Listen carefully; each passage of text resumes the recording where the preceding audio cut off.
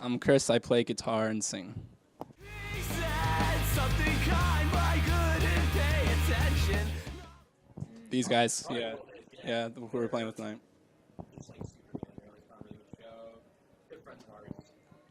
Yeah, they're super nice people.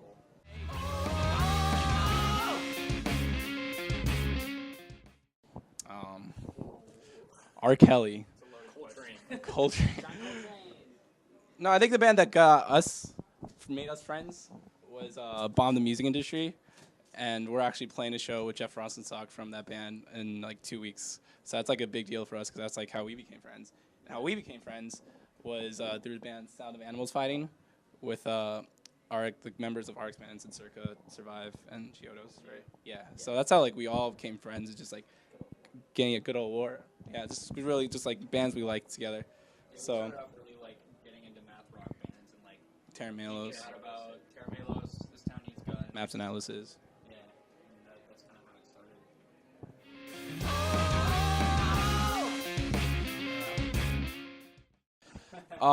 started. It means. I think a lot of people have like a really strict definition of it, and for like me and for the rest of us, it's like music that it's like interesting enough that it doesn't do the same thing over and over again, but it may or may not, like weird time signatures. Yeah. That's about the like the angular. Well, there's like the angular guitar riffs and like usually the tapping, and then like I mean. We also get really bored easily. With just like we like to like be on our feet and just like try to move things around. We like write a song to say, hey, let's write a math rock song, but it's just like sometimes it works out, or just like how like let's try. What if we try doing this for this many measures, or we'll write hits that they could just be any hits, and then people kind of will end up thinking that it's math rock, but it's just hits like as if it was like big band music, like it could be anything. Yeah. I mean, it doesn't really matter. All music's the same. Yeah. Of all kinds of stuff that we're influenced by to make the music that we make.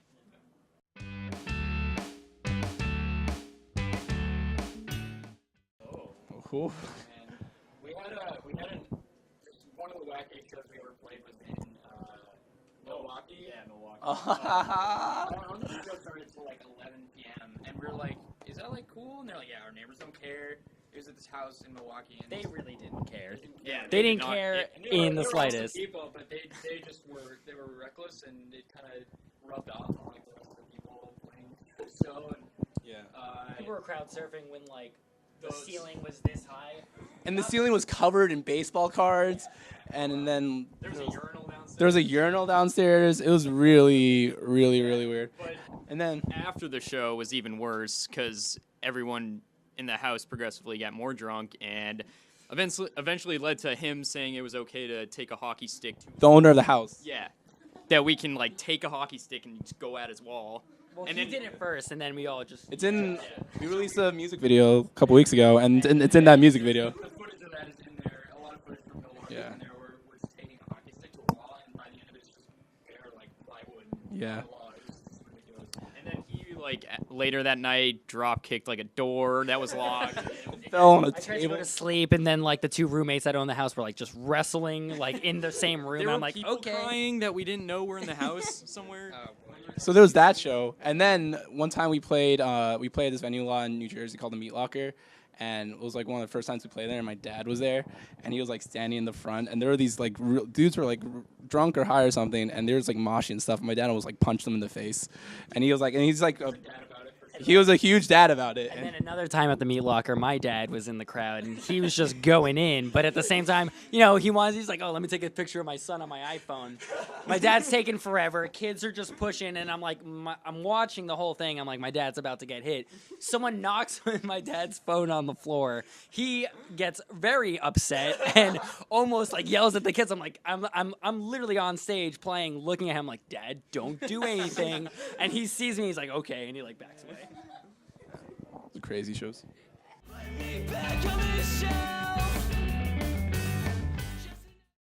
We all go to school together. We live in the same dorm, and Freshman year, we were all connected through a different way, and I think you guys started writing some stuff. Like you wrote a song or two together, wanting to do something, him at our ice cream social. So I didn't know that. Well, it was we all us three bonded over Facebook before we got to school about like, oh, we over like you. similar music. Like we liked Omar Rodriguez Lopez. We liked The Sound of Animals Fighting, and he liked The Sound of Animals Fighting. So I was like, we got to jam. Like that's got to be a thing.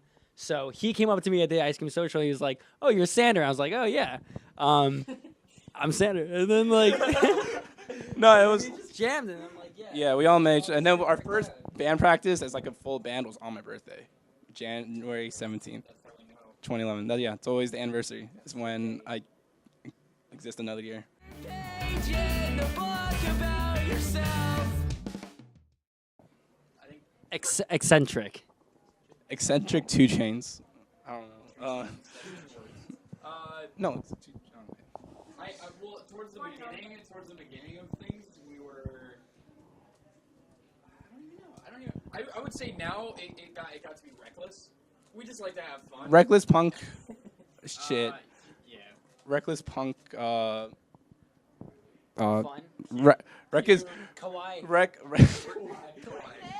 Yeah. Those are 4 words, but that's. I think that's good enough. You read me too well. Bandcamp. Yeah.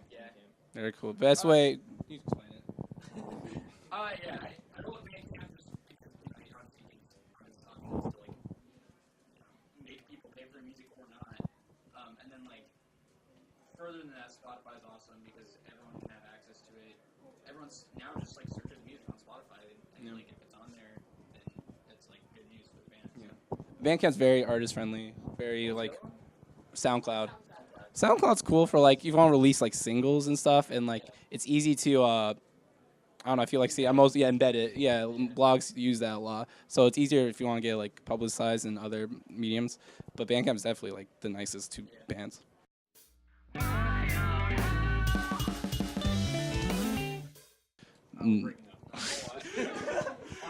That's true. I have a job back in Washington starting in late January. It's rude. And then we have a show December 21st in Pepper's Stock.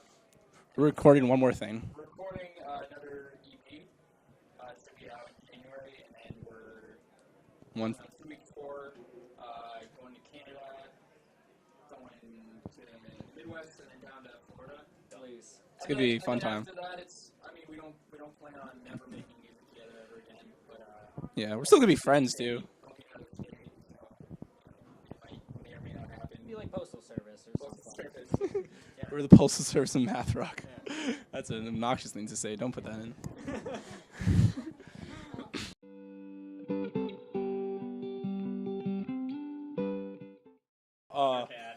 Yeah.